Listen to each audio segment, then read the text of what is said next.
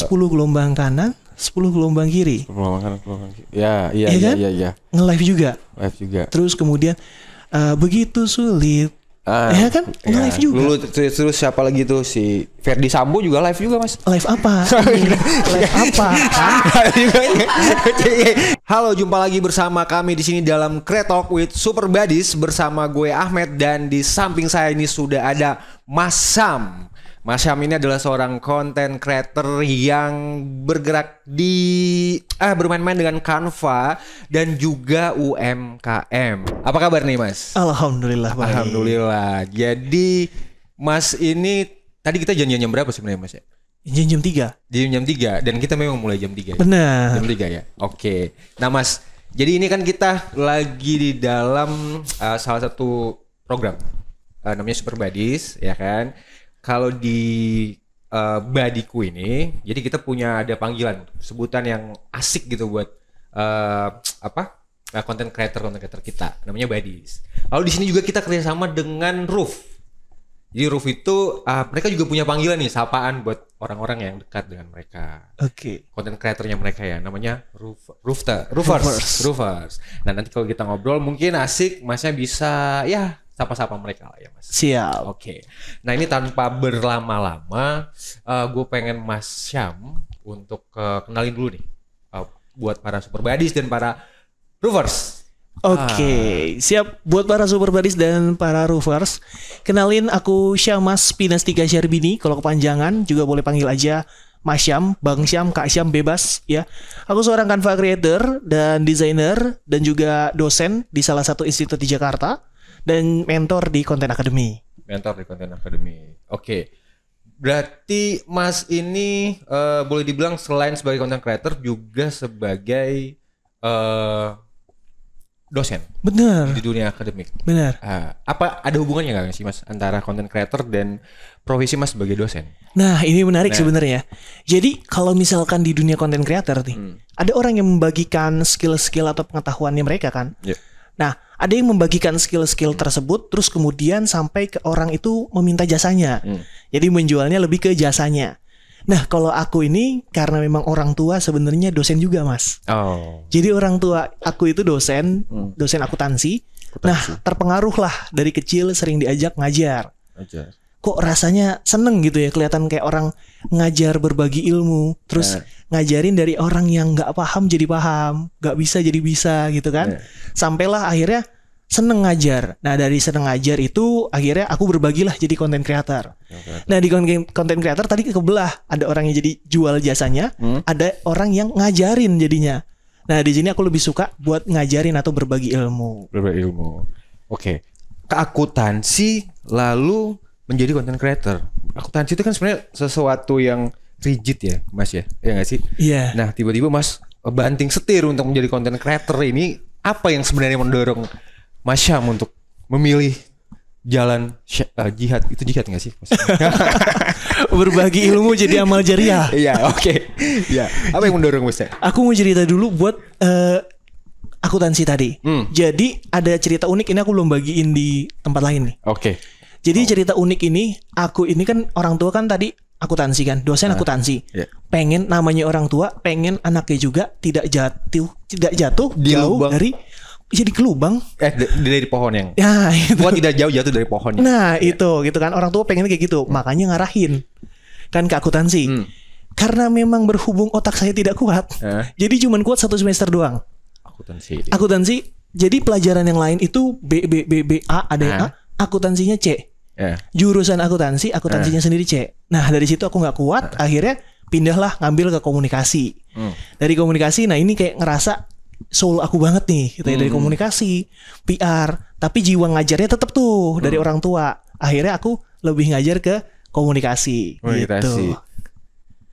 Berarti ada peran orang tua yang mendorong Mas Syam untuk menjadi seorang content creator atau no? Nah, itu jadi zamannya berbeda ya. Kalau dosen kan orang tua kan dosen itu kan lebih ke dosen doang. Nah, aku pengen berbagi juga nih waktu itu, belum aku S2. Tapi belum bisa jadi dosen karena belum S2. Akhirnya berbagilah dengan konten tadi. Berbagi dengan konten. Dan tadi di awal sempat Mas Syam ngomong soal digital creation ya. Digital creation ngajar di kampus. Content creation ya. Content creation di kampus dan itu membantu Mas Syam untuk membuat konten creator atau membuat konten gitu atau apa yang Mas rasain? Jadi ada pasti kan setiap hari tuh ya Mas ngomongin tentang ngomong konten. Iya. Bosan nggak sih sebetulnya Mas? Justru, nah ini dia menariknya. Kenapa content creation ini justru bukannya ilmunya berkurang, tapi malah nambah. Kan ada orang yang bilang kayak gini, ngapain sih rahasia dapur dibagiin? Kan ada yang bilang gitu ya. Yeah. Nah ini justru content creation tuh makin ilmunya makin sering dibagiin, makin nambah. Yes. Karena sebelum dia berbagi, dia pelajarin dulu, Mas. Jadi sebelum dia berbagi, sebelum bikin materi, misalkan aku bikin konten atau mungkin materi buat ngajar, nah itu aku malah riset dulu. Riset dulu, pelajarin lagi. Jadi ilmunya makin matang gitu. Nah disitulah aku ngerasain dari kolerasinya di antara content creation terus kemudian jadi dosen. Nah itu dia. Jadi semakin aku berbagi, semakin nambah juga ilmu yang bisa aku bagiin di konten aku. Ada bos gue tuh pernah bilang, nggak tahu itu sebut ininya siapa ya. Tapi dia bilang content is the king. Iya. Nah, Mas Syam setuju nggak sih dengan sebutan itu? Iya benar. Content is the king.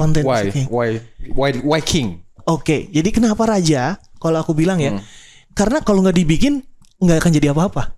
Ya, jadi apa-apa. Banyak orang yang expert, mungkin para roofers dan juga super buddies, tahulah para expert di luar sana banyak. Tapi dia nggak bikin konten, Mas. Ya biasa aja. Oke, tahu expert tapi jadi biasa aja. Dan mungkin orang yang kenal lingkup circle-nya ya itu aja mungkin ya. Tapi dengan adanya bikin konten, contohnya bikin konten di Badiku, makin orang banyak kenal, makin orang banyak baca, akhirnya tahu, makin banyak yang tahu. Makin terbuka peluang yang ada. Itu. Dan bikin konten di Badiku juga dapat cuan. Nah, itu. Ya kan? Jadi kayak ya orang jadi bersemangat gitu ya. Benar. Oke. Tapi begini Mas, kan konten kita ngomongin soal digital jurnalisme ya. Ini hubungan juga nih nama ini Masnya, profesinya Masnya. Masnya ngelihat seberapa signifikan digital creation itu dalam hal influence the others gitu, orang lain gitu. Oke. Jadi ini sebenarnya udah banyak ya Mas. Kayak gini poin-poinnya. Karena seorang influencer terus kan punya pengikut ribuan mungkin ya, bahkan ada yang jutaan. Nah, mungkin aja di beberapa orang itu terinfluence. Contohnya, mungkin kalau misalkan roofers dan super buddies masih bingung, contohnya ada influencer yang belum lama ini, kita nggak usah sebut lah ya, belum lama ini ada yang bilang mau child free. Siapa tuh sebutin Mas. Nggak usah. Ada lah ya. Ada. Tahu lah. Pokoknya tulis aja di komen deh. Kalau yang tahu, roofers dan super buddy tulis aja di komen. Child free. Benar, dia campaign soal child free. Campaign juga. Nah terus kemudian sebenarnya sebagai influencer ya nggak apa-apa. Haknya dia mau pilih. Tapi ketika dia menyuarakan itu di kontennya dia. Karena namanya influencer, akhirnya followersnya juga beberapa terinfluence.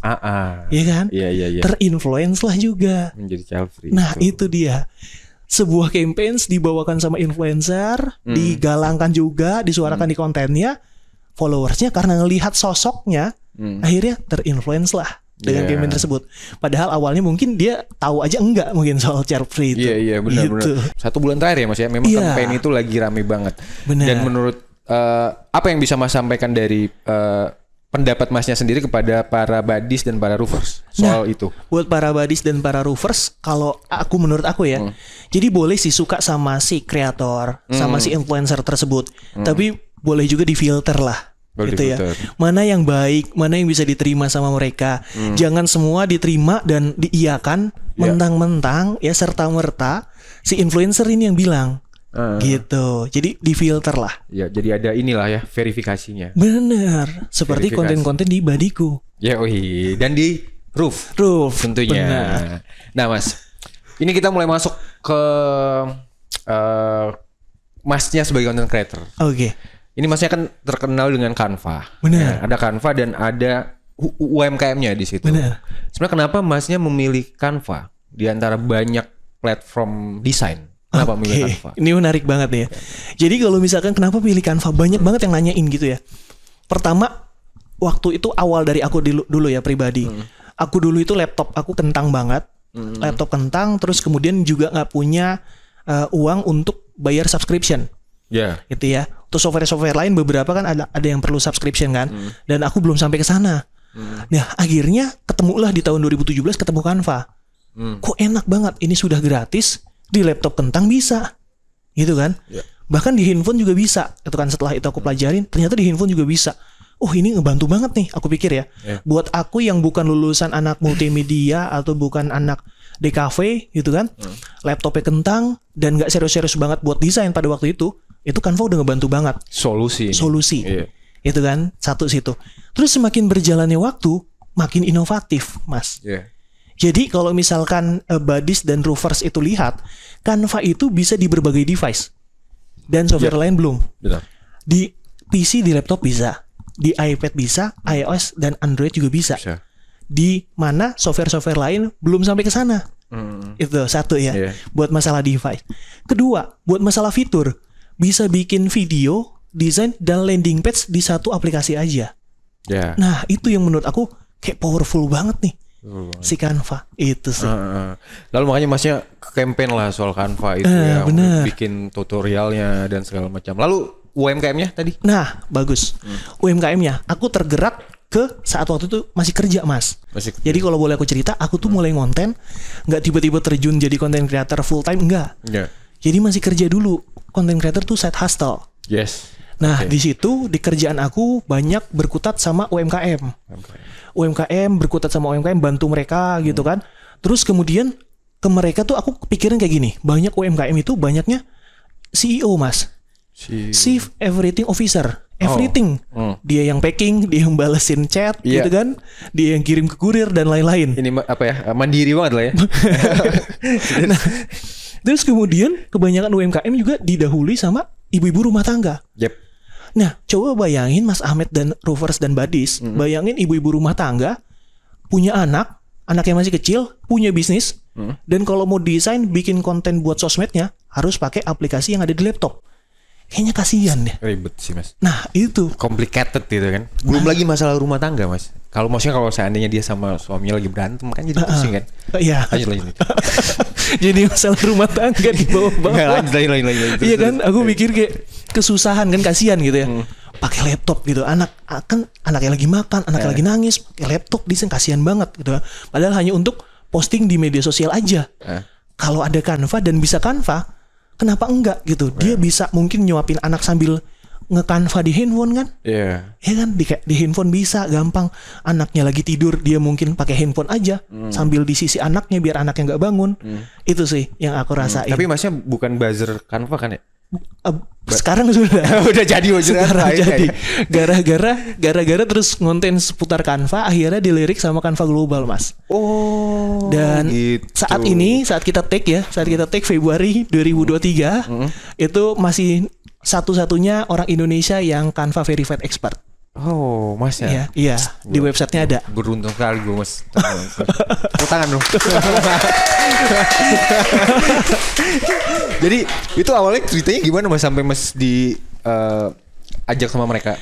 Aku ngajuin 2 kali ditolak, Mas. Awalnya. Jadi 2020 konten aku masih sepi. Ya, belum Instagram belum ada kakaan ya, masih ribuan aja biasa. Ngajuin 2 kali ada formnya, ditolak. Sampailah ditutup. Ditutup. Wah, ya udah, berarti nggak nerima lagi tuh. Tapi aku ngonten aja terus, udah kepalang kan. Bantu juga orang, banyak juga dipanggil ngajar. Ya udah, aku ngonten tentang Canva terus deh. Terus akhirnya dilirik lah itu sama orang Canva Indonesianya. Jadi Canva affiliate. Tapi aku passionnya bukan lebih ke affiliate-nya, lebih ke ngajarin. Karena kalau ke affiliate kan gimana ngundang orang buat jadi Canva Pro. Nah, kalau aku passionnya gimana orang bisa pakai Canva. Nah, gitu. Jadi aku lebih ngajarin. Akhirnya terus kemudian kemarin akhir tahun lalu lah dites sama orang Canva globalnya, akhirnya lolos. Canva Verified Expert gitu sih. Jadi memang sebenarnya Masnya ini udah ada niat untuk merancang itu nggak sih? Masnya kayak udah ada niat berarti dari awal. Emang pengen dilirik sama Canva global. Goalsnya itu. Goalsnya ke sana. Tapi di Indonesia ini ada kena red flag sebenarnya, Mas. Ini kalau aku boleh cerita sedikit ya. Boleh. Ini Roofers dan Badis juga pernah ya, dan aku bilang hati-hati. Kalau di marketplace ngelihat Canva murah-murah, Canva murah-murah 10.000 selamanya. 5.000 setahun. Nah itu jangan mau. Kenapa? Karena ilegal. Itu Canva pendidikan disalah artikan dan disalahgunakan, dijual belikan Mas. Harusnya guru-guru mengundang siswa-siswanya, tapi ini slotnya malah dijual belikan. Nah itu, padahal Canva ngasih gratis. Oh, padahal udah ada ini gratisnya, bisa download gratis, dapat gratis. Untuk guru, untuk pendidikan. Nah kita sebut oknum lah ya, kita sebut oknum memanfaatkan tadinya slot-slotnya harus diundangin buat siswa, ini malah dijual belikan. Itu yang kemudian menjadi masalah. Jadi red flag sama Canva.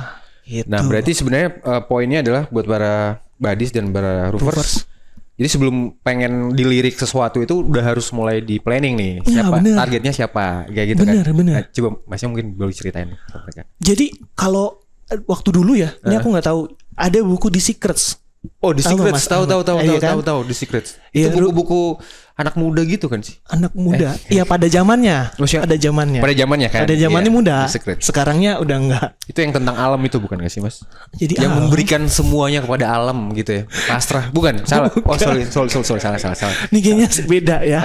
Apa alam Mbah Dukun? Bukan. Lanjut. Mungkin coba The Secrets buku The Secrets. Mungkin roofers dan badis tahu ya, kalau tahu boleh komen ya. Di buku itu yang aku tangkep, jadi ketika kita menginginkan sesuatu, itu gambarnya itu bisa dipasang di kamar kita, di dompet kita, bahkan jadi wallpaper HP kita. Nah itu ngaruh banget dan itu ngerasa sih kalau dari aku ya. Dari awal kayak mulai ngonten tuh wallpaper HP aku tuh setup yang kekinian, setup gaming. Gitu kan? Bukan Canva? Enggak. Belum. Canva belum. Setup gaming dulu. Setup gaming, nah itu kesampean gitu kan. Nah Canva itu memang udah terpatri di pikiran kalau Canva ya. Terpatri di pikiran sampai orang tuh nyebut Canva tuh kayak sensitif banget gitu kan. Lihat gitu. Canva gitu ya, lihat Canva apa yang Canva itu jelek gitu, masnya marah gitu. Nah iya. Biasanya banyak software apaan tuh gitu ya. Ya. Banyak tuh orang yang kurang beras bikin konten kayak gitu. Kalau aku bilang ya. Soalnya pasti rame Mas bikin konten kayak gitu. Dan karena udah banyak audiens, aku kadang-kadang juga di-tag-in. Mas Syam nih gitu kan. Nah itu konten tapi gitu. Ngobrol-ngobrol soal Canva ini gue jadi ingat mantan Mas. Kok jadi mantan? Karena mantan gue dulu sering pakai Canva. Oh gitu. Itu masalahnya. Ya udah itu namanya juga mantan kan. Diputusin gara-gara pakai Canva? Oh enggak, bukan soal ini. Enggak ada urusan soal Canva. Canva keren. Oh iya. Ya begitulah Canva. Sampai speechless loh. Agak-agak sedikit langsung tiba-tiba keingat gitu loh. Keingat, iya. Nah, ngomongin soal Canva lagi Mas ya. Benar. Dan bisnis. Sebenarnya Masnya bisnis apa sih? UMKM-nya itu? Aku bisnisnya lebihnya ke F&B, fashion gitu ya. Fashion. Lebih ke situ ya, yang aku bantu ya. Jualan kaos gitu Mas? Bukan, yang aku bantu. Orang-orang yang aku bantunya. Jadi kan beberapa UMKM bisnis online suka minta bantuan aku buat desain. Aku lebih ke sana gitu. Gitu. F&B, fashion gitu. Kalau istri aku juga sebenarnya UMKM. Istri aku jual merchandise. Namanya Fitri ya bukan Mas? Iya itu nama username. Oh username. Iya. Itu nama username. Iya. Karena nama username kan. Ini diceritain boleh nggak apa-apa? Nggak apa-apa. Coba cerita aja. Jadi namanya cita-cita nih. Badis sama roofers jangan diketawain ya. Mungkin cita-cita. Nggak boleh dong. Nggak boleh diketawain. Cita-cita kan boleh kan. Cita-cita dulu itu pengen kayak Raffi Nagita. Dia username-nya @raffinagita1717. Bang Raffi kalau nonton. Raffi Ahmad nih. Iya Raffi Ahmad. Udah santai. Saudara Mas. santai sama dia. Kita telepon habis ini ya Raffi Ahmad ya. Telepon ya, boleh ya. Video call. Lanjut. Cita-citanya kan, gitu kan. Username-nya Raffi Ahmad, Raffi Nagita 1717. Suami istri digabungin. Aku bikin akhirnya Syamas dan Fitria, Syamas Fitria akhirnya. Oh gitu. Ya moga-moga rezekinya mirip-mirip. Oh, gitu. Jadi menginspirasi dan melihat peluang-peluang rezekinya itu. Iya, bener dong. Berarti istrinya Masnya juga terinspirasi dari Raffi Ahmad dan Mbak siapa tadi namanya? Katanya saudara. Nggak lupa. Gimana? Saudara sama Raffi Mas kalau sama ininya. Istrinya enggak. Nagita. Terus rusak. Nah, satu lagi nih Mas. ini kayaknya belum ditanyain tadi, udah belum sih yang kenapa milih Canva? Udah belum sih? Tadi udah. Oh tadi udah. Oh ya udah, bentar lanjut. Punya kekurangan. Ya itu mau ditanyain.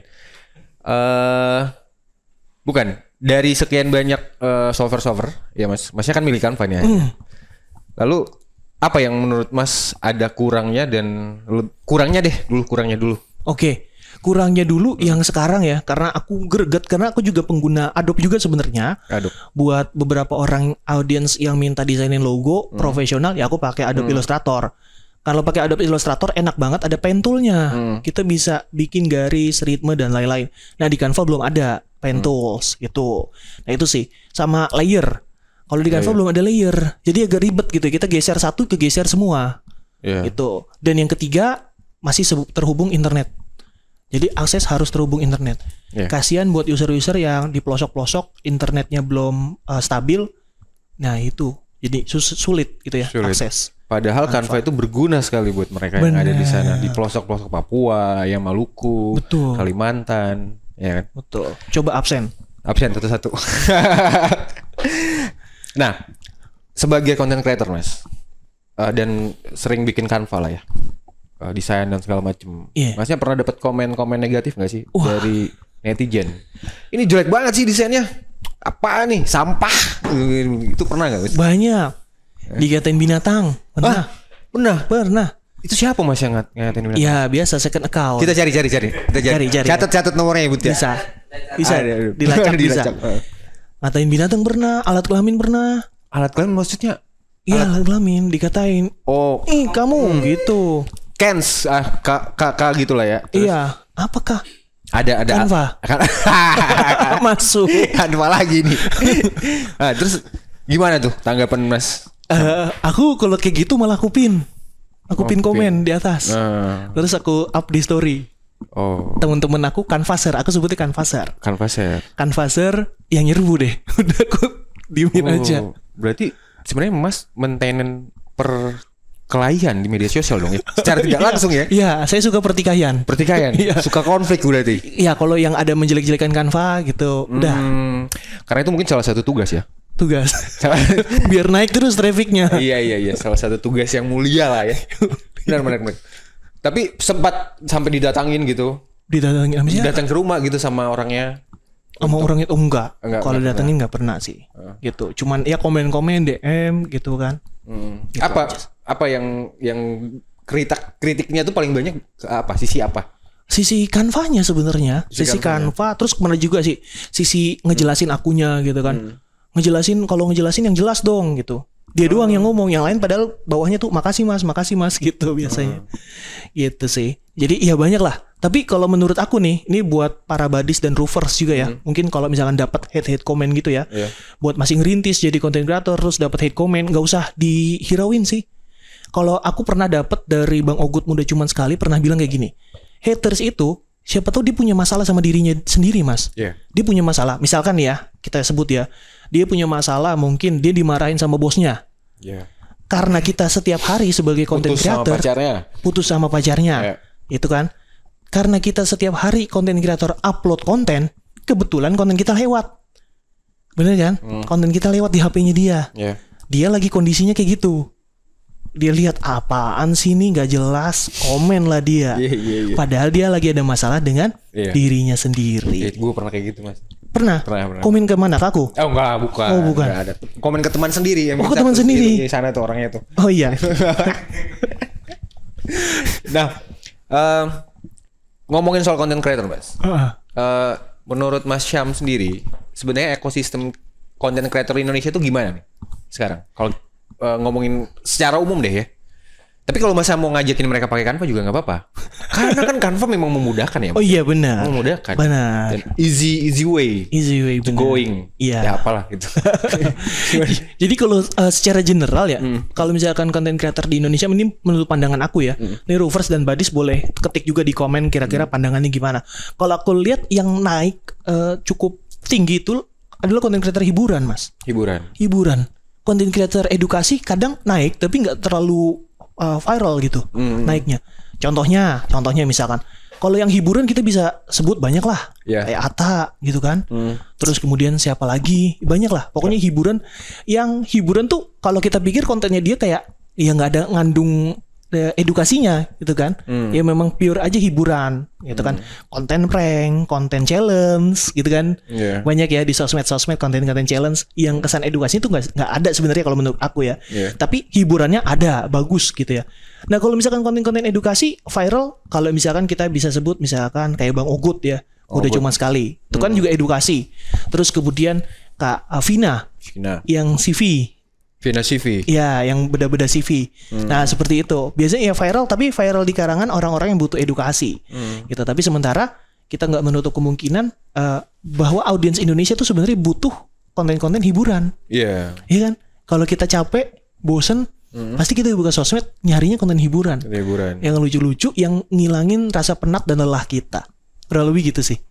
Tapi itu segmented juga kali ya Mas ya. Maksudnya kayak ya saya suka ini, saya suka itu, lalu tiba-tiba ada yang juga suka kayak punya Mas Syam. Itu juga kayak kepecah gitu akhirnya. Iya kan? Iya benar-benar. Tapi menggabungkan ketiga segmen banyak segmen itu yang sebetulnya sulit ya. Iya benar. Kadang aku juga kalau misalkan lihat konten-konten terbaru aku coba membumbui kesan edukasi tapi ada entertain juga. Gitu. Bahwa kayak aku ada segmen namanya dealing. Desain keliling. Jadi kita keliling, lihat ada desain apa yang kita bisa redesign di Canva. Gitu. Kayak kampanye ya? Kampanye apa lagi nih? Maksudnya kayak kampanye aja keliling-keliling, kayak pos keliling ya. Terinspirasi dari situ kayaknya Mas ya. Iya kan? Iya. Terus gimana Mas? Udah jalan itu? Udah jalan. Jadi kemarin ada ke beberapa tempat ngelihat ada konten, ada desain, kayaknya bisa nih kita redesign di Canva. Gitu. Jadi gitu. Maksudnya jalan gitu naik mobil keliling. Iya, misalkan kita ke minimarket deh. Minimarket, kita ngeliat ke minimarket tuh kadang-kadang juga ada tuh promo-promo yang dalam tanda kutip dibikinnya kurang maksimal. Nah kita lihat, wah nih bisa nih kita redesign di Canva. Kita masuk ke Canva, kita coba redesign. Terus gitu. Hasilnya itu dikirim kemana? Hasilnya dibikinin konten. Dijadiin konten. Targetnya adalah untuk lihat lu dilirik lagi tuh sama yang bikin promo. Iya itu sih niat berikutnya. Ya itu apa? Nawaitu lah ya Mas ya. Usaha. Nah selanjutnya adalah kita ngomongin soal Masnya Mas Syam. Mas Syam ini kan boleh yang saya dengar Mas Syam ini ada sedikit gangguan dengan penglihatan. Dengar di mana? Ada, kemarin gue udah sempat riset. Waduh, digepoin. Iya, udah sempat riset. Lalu Masnya juga banyak konten-konten di di IG di Canva itu yang katanya yang saya lihat typo gitu. Benar. Sebenarnya kenapa sih Mas? Jadi kalau buat Roofers dan Buddies juga ya ngelihat konten-konten aku pasti banyak yang typo nih, kenapa Mas? Jadi sebenarnya aku punya kelemahan, nama penyakitnya toksoplasma. Toksoplasma. Bukan toksik, nggak toksik kan Mas? Beda itu. Oke. Toksoplasma. Nanti penjelasannya di sini. Nanti editor bisa masukin kan penjelasan di sini. Oke. Iya. Toksoplasma itu dari janin. Nah dari janin itu mengincar ke mata. Nah kata dokternya itu syukur banget ini nggak kena sepenuhnya. Kalau kena sepenuhnya bisa buta total. Jadi kalau misalkan dari janin itu kena sepenuhnya sama toksoplasma itu bisa buta total aku dari lahir. Nah ini nggak kena buta total, jadi nggak penuh, jadi setengah aja. Gitu. Nah karena setengah aja, ibarat luka gini Mas. Kalau luka, kalau misalkan Buddies dan Roofers, kalau luka kan pasti ke baret gitu ya, baret, pisau. Nah itu kan berdarah kan. Nah terus kemudian pasti perih kan. Tapi begitu lukanya sudah kering, sudah kan, udah nggak perih lagi. Tapi lukanya masih ada kan baretannya. Nah itu kurang lebih di mataku masih kayak gitu. Nah itu yang ngebuat bahwa mata aku karena ada goresan tadi jadi nggak bisa kelihatan normal walaupun pakai kacamata. Gitu. Jadi ibaratnya kalau misalkan disabilitas nih, dia kan biasanya pakai tongkat kan, ya disabilitas kaki bisa pakai tongkat. Walaupun pakai tongkat tapi tetap jalannya nggak kayak manusia normal. Nah kurang lebih aku juga kayak gitu. Walaupun udah pakai kacamata tetap kurang normal lah ngelihatnya. Itu sampai sekarang Mas? Sampai sekarang. Kalau kecapean kadang matanya jadi merah panas gitu sih. Gitu. Dan akhirnya ngaruh ke mana-mana ya? Iya, ke konten, ke segala macam. Tapi itu nggak ngurangin aku semangat aku buat berbagi sih. Asik. Gue jadi sedih gini, siapa yang naruh bawang di sini? Nanti musik teng teng teng teng teng kita bikin musiknya jadi sedih nih. Jadi ya. Sampai itu ngaruh sampai di tulisan gitu mas? Atau di penglihatan. Kadang temen misalkan kita lagi jalan tuh, ntar pas nyampe rumah, sombong banget tuh, nggak nyapa. Padahal emang nggak kelihatan, walaupun udah pakai kacamata. Dan waktu dulu itu, waktu masih kerja di kantor, itu sempat dibully juga sih mas. Dibully. Jadi kan kalau ada tuh, kalau misalkan kantor kan kadang-kadang ada meeting bulanan. Nah meeting bulanan kita kan kayak duduk tuh panjang gitu kan, kursi meeting kan panjang banget kan, karena semua divisi ngumpul. Nah kita disuruh baca tuh yang di depan sana. Nah karena kita nggak bisa baca kan, karena nggak bisa baca jauh, akhirnya kita jalan. Itu. Nah di situ dikatain, jadi dibully lah. Kayak udah pakai kacamata masih nggak kelihatan gitu lah. Tapi biasanya orang yang sering dibully itu dia justru bikin konten yang dia pernah dibully gitu kan. Jadi dia pengen memberantas bully gitu loh. Memberantas bully. Justru enggak, bahasnya enggak ya malah ya. Enggak. Malah bikin kontennya Canva ya. Canva, karena aku juga mau matahkan bahwa kayak gini. Kalau orang mau buat desain bagus, nggak mesti kuliah di kafe, nggak mesti kuliah desain kayak gitu. Tapi kamu punya kekurangan pun bisa kok bikin desain yang bagus gitu. Menurut Mas Syam sendiri, masa depan content creator di Indonesia ini seperti apa? Mungkin ada riset gitu ya, Mas Syam baca atau apa gitu. Jadi kalau aku boleh mengutip kata Mas Raditya Dika ya. Raditya Dika. Jadi tuh, Gak kenal. Coba Badis dan Rovers ketik, kasih tahu Mas Ahmad siapa. Lanjut. Saudara Raffi Ahmad tapi nggak kenal Raditya Dika. Lanjut. Lanjut. Aku mengutip kata Raditya Dika gini. Bukunya yang mana nih? Bukan buku. Jadi ada di sebuah kayak talk gitu. Bilang bahwa content creator itu nggak kayak orang kerja. Kalau orang kerja kan dari magang, staff, terus supervisor, dan lain-lain itu kan ke atas terus. Nah kalau content creator mau ke atas gimana? Kan dia situ-situ terus kan? Tapi content creator itu bisanya ke samping. Ke samping. Jadi setelah kamu menguasai satu hal, satu bidang, kalau bisa tambahin lagi, kuasain lagi hal-hal yang lain. Contohnya, kamu desainer, aku desainer, bisa desain pakai Canva. Tapi sekarang zamannya Reels. Zamannya video pendek. Gimana caranya kamu juga bisa bikin editing video yang menarik juga. Nggak harus sinematik dan lain-lain, tapi minimal menarik juga. Itu kan, padahal desainer. Tapi makanya harus dituntut gitu kan. Harus kompromi ya. Harus kompromi sama situasi. Kemajuan betul. Harus bisa public speaking. Balik lagi, padahal desainer. Tapi public speaking di depan kamera harus juga bisa. Gitu kan. Copywriting harus bisa juga, di caption ditaruhin copywritingnya. Nah, SEO juga harus. Aduh, itu makin ribet ya sebenarnya hidup ini, enggak sih? lanjut. Terus. Iya, nah itu dia. Jadi buat content creator ditambah lagi sekarang TikTok, ada TikTok Shop kan? Si kreator bisa menghasilkan income buat berjualan gitu kan? Tambah lagi kekuatan atau skill salesnya, nambah lagi harus bisa kan di depan kamera, ngejelasin dan lain-lain gitu. Nah, jadi buat para content creator jangan kita nyaman di satu tempat, tapi harus ikutin tadi bener mas. Perkembangan zaman harus kita ikutin dan jangan nolak gitu kan kayak nggak usah gitu. Dipukul zaman lawan. Karena kalau misalkan ada di mata kuliah namanya konvergensi media. Gue pernah dengar itu mas. Gue pernah dengar tuh. Bahasa Inggrisnya convergence kan? Iya. Media convergence. Iya benar. Apa itu?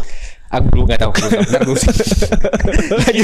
Lanjut. Oke. Apa tuh mas konvergensi media? Dia pergeseran kan mas. Dari zaman dulu ke koran kan, shifting ke radio ke TV, TV ke media online sekarang kan.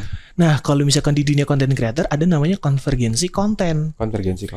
Dulu itu blogspot, zaman blogspot, ya kan, blogspot bikin dapat duit juga kan dari sana. Terus kemudian bergeser, nggak usah panjang-panjang, pendek aja. Twitter 140 kata, dapat endorsan banyak berjuta-juta. Geser lagi ke Instagram. Iya kan, bikin foto, bikin microblog gitu kan. Yang tadinya cuma nulis, kalau dia nggak mau konvergensi ke foto dan microblog kan sudah tereliminasi. Iya kan. Nah, geser lagi ke short video, ke video panjang di YouTube, gitu kan, geser-geser terus kan, sampai sekarang kalau misalkan ditanya Mas, terus kemudian next apa sekarang? Kalau aku boleh bilang ini menurut aku aja ya pandangan aku. Ini Roofers dan Buddies harus dengar nih. Iya, penting. Menurut pandangan aku adalah sekarang live. Sekarang coba Roofers dan Buddies, coba sebutin yang viral sekarang, rata-rata yang rajin-rajin nge-live. Enggak? Yeah. Yang mandi lumpur kemarin. Oh, oke. Sultan. Iya kan? Nge-live. Kamu nanya, iya. Iya kan? Nge-live. Iya kan? Terus kemudian 10 gelombang kanan, 10 gelombang kiri. 10 gelombang kanan, 10 gelombang kiri. Iya. Nge-live juga. Terus kemudian begitu sulit. Ya kan? Nge-live juga. Terus siapa lagi tuh, si Ferdi Sambo juga live juga, Mas. Live apa? Live apa? Aku nggak ikut-ikut. Kalau ini udah, aku nggak ikut-ikut kalau yang ini ya. Fajar Set Boy maksudnya. Oh, Fajar Set Boy. Fajar Set Boy. Buat Roofers dan Buddies, kalau misalkan abis ini aku nggak ngonten lagi, udah tahu lah ya penyebabnya apa ya. Enggak. Aman lah. Oh, aman. Mas, aman. Fajar Set Boy juga live, Mas. Iya. Kenapa? Apa penyebabnya sih, Mas, sebetulnya?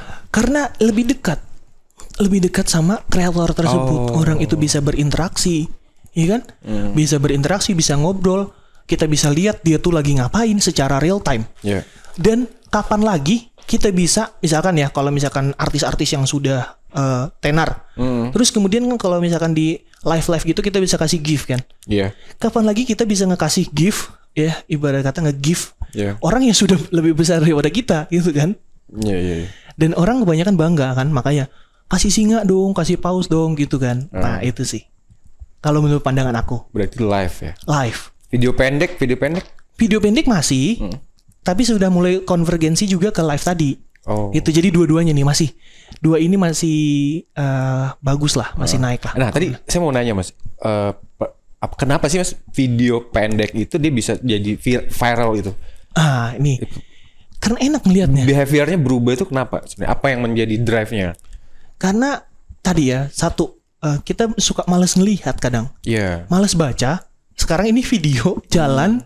Apalagi yang udah nikah itu kan sebenarnya kalau kerja pulang tuh malas yang lihat yang berat-berat ya kan. Pengen lihat istrinya aja gitu kan. Istrinya gimana maksudnya? Enggak. Suka mancing aja. Aku ini dibawa di pinggir jurang ini aku di sini sebenarnya.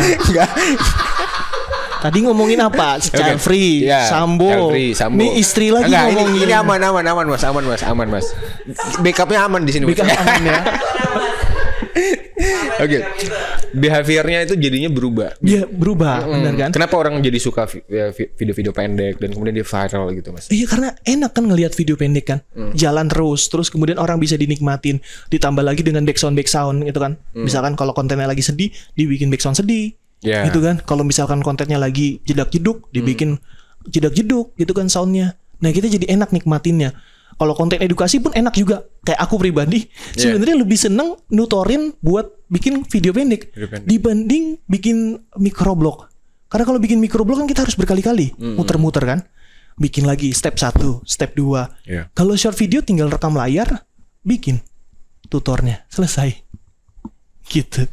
Jadi ada ngaruh juga soal behaviornya orang karena mereka hidupnya semakin rumit, semakin sibuk, lalu mereka pengen lihat hal-hal yang singkat aja. Benar. Ada juga. Iya, karena singkat aja semakin cepat. Bahkan waktu dulu itu dibilang 8 detik pertama kan. Terus ada yang bilang 5 detik pertama. Sekarang makin dikit, 3 detik pertama katanya. Ngehooknya. Bikin konten. Ngehook 3 detik pertama. Oke apa enggak? Oke di stay nonton terus. Kalau enggak skip. Gitu. Ya, berarti 3 menit pertama itu udah 3 detik. 3 detik pertama itu udah nggak main lagi berarti. 3 detik sekarang. Sekarang 3 detik. Makanya kalau misalkan buat para Buddies dan Roofers kalau misalkan ngelihat konten-konten ini, misalkan UMKM juga nih, gitu kan, jualan produk. Nah, perhatiin konten-konten yang FYP dan viral di TikTok atau di Instagram. Kenapa? Karena itu pasti ngehook 3 detik pertama. Oke, misalkan misalkan modal 100.000 bisa menghasilkan 10 kali lipat. Wow, itu kan shit man, kayak gitu. Ya enggak pakai shit man. Ada juga biasanya kayak gitu kan. Murah banget gitu. Murah banget. Iya. Biasanya, tapi abis itu belum lama ketangkep biasanya kalau kayak gitu-gitu.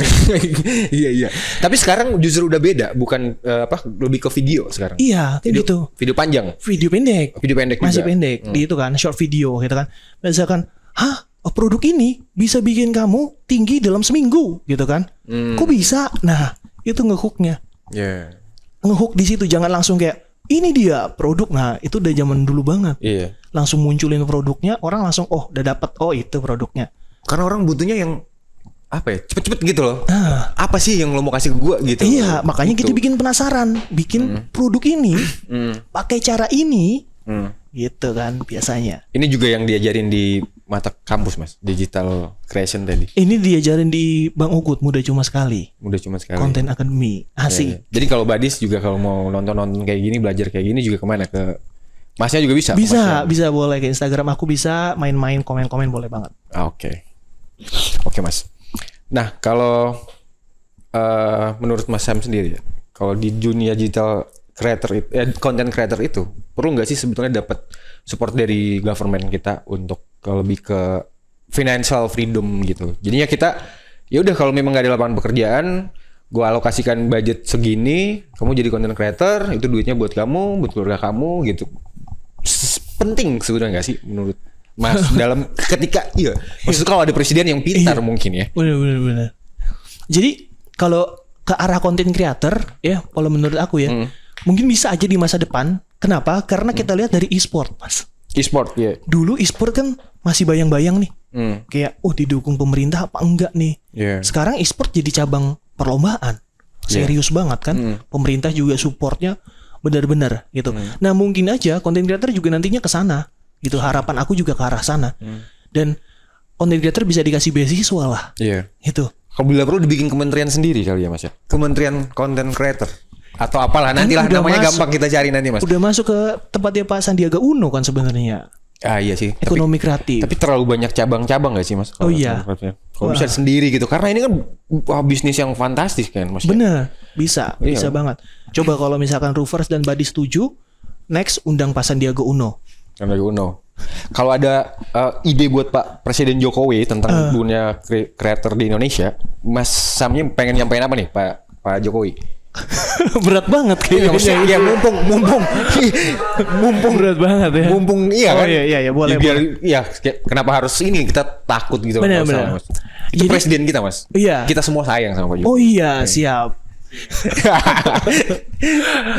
Kalau harapan aku ya, punya akademi sendiri. Ketika tadi orang mau jadi content creator terarah. Jangan ada content creator yang mandi lumpur gitu kan. Content creator yang malam-malam guyur-guyur gitu kan. Kita terarah bikin akademi, ya kan? Bikin akademi, arahin passion kamu ke arah mana. Itu jadi jangan sampai yang ngemis-ngemis gift lah. Tapi terarah, kamu maunya hiburan. Oke, hiburan yang seperti apa? Ngeprank. Oke, ngepranknya seperti apa yang nggak merugikan orang lain. Gitu kan contohnya ya. Betul. Konten-konten challenge. Nah, di akademi itu harapan juga para konten-konten kreator yang udah sukses kan di bidangnya masing-masing yang ngajarin kita. Jadi udah ketahuan kan, memang dia punya pengalaman, punya value di situ, ngajarin kita. Jadi enak. Karena sekarang kan kita mau belajar, misalkan kita mau belajar sama konten kreator udah sukses. Kadang bayarnya mahal banget. Itu. Workshopnya juta-jutaan.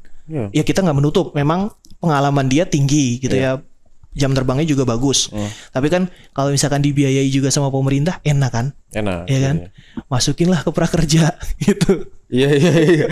Tapi di Canva sendiri itu juga nggak ada kegiatan agenda kayak gitu nggak ada? Ada. Juga, di Canva juga ada. Jadi kalau misalkan teman-teman mau yang fokus di Indonesia, ada Canva Love Indonesia. Dia di Facebook sih, Facebook group gitu. Itu juga banyak, dia campaign, terus kemudian kayak lomba-lomba gitu juga banyak gitu. Sih, event-event. Tapi selama ini masih event-event online, belum masih offline. Jadi usulan kita buat Pak Jokowi apa nih? Tadi akademi membangun akademi konten kreator, biar terarah, biar nggak ada yang ngemis-ngemis secara online lagi. Tapi kalau di negara lain tuh ada nggak sih Mas yang maksudnya konten kreator itu dikontrol sama negara, dibangun sekolahnya, lalu nanti menjadi mata kerja pencarian gitu buat citizennya? Ada nggak sih Mas? Kalau sepengetahuan aku di beberapa negara itu belum ke pemerintahan ya sih sebenarnya, tapi baru ke agensi. Sebentar Mas, sebelum kita lanjut kita minum dulu, cheers. Pakai jir segala nih. Nggak biar enak aja. Ini air putih kan? Air putih Mas. Tapi mirip apa gitu ya?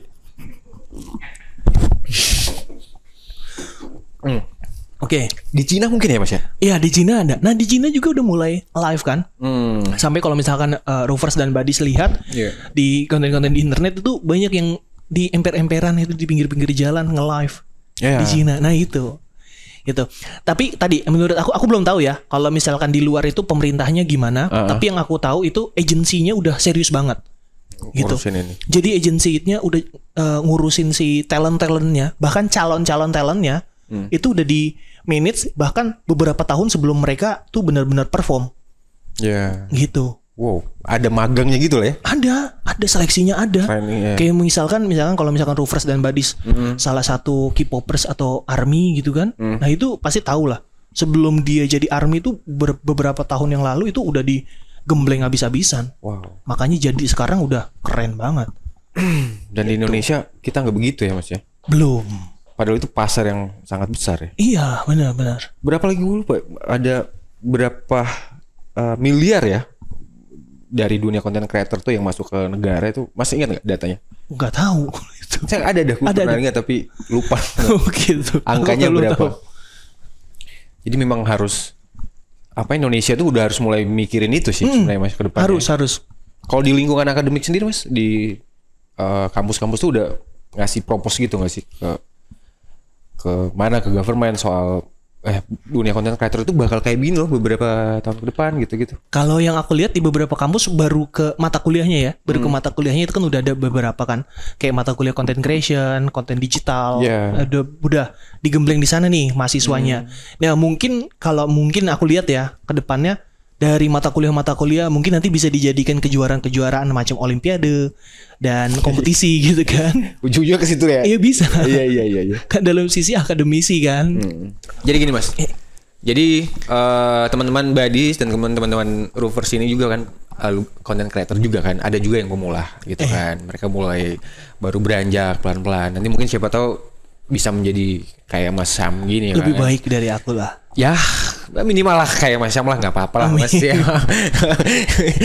Nah, bagi tipsnya Mas, bagaimana kalau gue Mas pengen jadi content creator, apa tips yang misalkan gue perlu ambil, langkah yang pertama yang gue harus ambil? Oke, jadi langkah pertama buat Buddies dan Roofers, langkah pertama nih itu adalah tahuin dulu apa yang mau kita bahas dan kita suka. Jangan ikut-ikutan. Karena kadang kayak gini, lihat bahas konten terus lagi rame, akhirnya ikut-ikutan. Bahas self development lagi rame, ikut-ikutan. Padahal kita nggak suka banget, gitu kan? Nah, gimana Mas caranya biar kita tahu apa yang kita suka? Caranya adalah ketika kamu ngobrolin itu sampai tengah malam nggak ada rasa ngantuk, ya kan? Sampai berhari-hari ngerjain itu nggak capek karena emang udah passion tadi kan, dan menghasilkan. Karena tadi itu bedanya passion dan hobi. Kalau hobi menghabiskan, kalau passion menghasilkan. Passion menghasilkan. Itu bedanya Mas. Iya kan? Kita hobi koleksi apa, gitu. Menghabiskan. Kalau passion menghasilkan. Gitu. Oke. Nah, itu. Terus kemudian boleh juga nih Roofers dan Buddies membayangkan pada suatu hari nanti kita kan dikenal, misalkan Roofers dan Buddies suatu hari duduk di sini. Nah, akan memperkenalkan diri sebagai apa? Gitu kan? Gak mungkin kita memperkenalkan diri sebagai sesuatu hal yang kita nggak suka. Contohnya, misalkan aku nggak suka tadi ya, aku nggak bisa accounting, aku memperkenalkan diri, saya sama Mas, aku seorang accounting expert, jadi nggak enak gitu, ngeganjel, karena kita nggak suka sebenarnya. Maka itu tadi aku tekanin pertama-tama apa yang kita suka dulu, jangan ikut-ikutan sama orang, gitu. Dan yang kedua, cari si target marketnya, gitu kan? Ada target marketnya nggak? Aku, Canva, target market aku apa? UMKM. Padahal target market yang lain kan ada, itu kan kayak korporat, kuliahan, universitas dan lain-lain. Aku pilih UMKM gitu kan. Karena memang aku lebih passionate ke sana. Gitu. Dan yang ketiga, coba konsisten. Ini kedengarannya klise sebenarnya. Tapi ya ini. Lagi-lagi konsisten, lagi-lagi gue disuruh konsisten ya. Tapi memang ngebuktiin sih. Ngebuktiin. Aku tuh kalau misalnya cerita sedikit. Aku tadinya itu bukan full time content creator, Mas. Aku tadinya masih kerja kantoran kan. Nah, konsistennya tadi per hari 4 jam aja. 4 jam aku luangin itu buat ngeriset ide konten, eksekusi desainnya sama posting selama 4 jam itu per hari. Gitu. Jadi ya itu dia. Jadi kalau teman-teman Roofers dan Buddies mungkin sambil kerja mau sambil konten, luangin aja waktu gitu. Dan konsisten. Itu konsisten sih yang paling penting ya. Iya. Benar. Cara membagi waktunya gimana Mas? Ini menarik. Buat yang kerja nih. Buat yang kerja. Ini buat kerja. kerja Senin sampai Sabtu. Kalau waktu itu aku ya lebih parah malah Senin sampai Sabtu. Nah Senin sampai Sabtu itu aku 4 jam. 4 jam ini pertama 1 jam itu aku curi waktu di sebelum jam kerja kantor. Misalkan kerja kantor jam 8. Ya udah sampai kantor jam 7 harus. Gimana caranya? Harus. Jadi dari jam 7 udah sampai kantor ke jam 8 kita udah bisa tuh ngulik. Di luar jam kantor tentunya ya. Ya jam kantor harus kerja. Roofers dan buddies. Yang kedua, waktu isoma jangan kebanyakan ngobrolin atasan. Udah. Nah itu sampai batuk. Nah, itu masalah juga tuh. Iya kan? Masalah anak bangsa lah anak bangsa. Aku juga ngalamin gitu soalnya. Iya, kayak aduh ngobrolin atasan. Aduh ngobrolin ini yang lagi abis naik gaji. Aduh udah deh. Iya. Aku skip akhirnya duduk lagi di mejaku nyicil konten lagi. Kan dapet kan? Udah 2 jam kan. 2 jam lagi ngapain? 2 jam tadi pas kita mau tidur. Mau tidur kalau misalkan memang udah agak berat nge-take konten atau nge-create konten, ya sambil tiduran scroll-scroll buat nyari ide konten yang dibuat besok. Gitu kan.